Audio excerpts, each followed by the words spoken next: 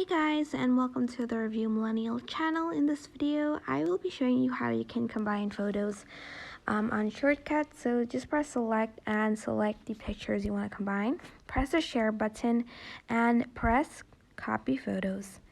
Then you are going to go to shortcuts and You're going to go to shortcuts and press the plus button, add action, and go to media. Go down and find the combined images, and here I'm just going to select clipboard, and I can change it to horizontally, vertically, or in a grid.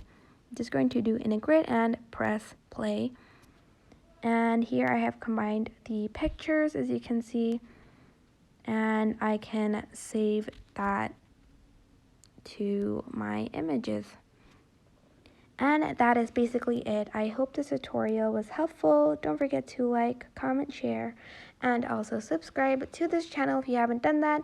If you have any questions, just leave it in the comment section down below and I will try my best to answer them all.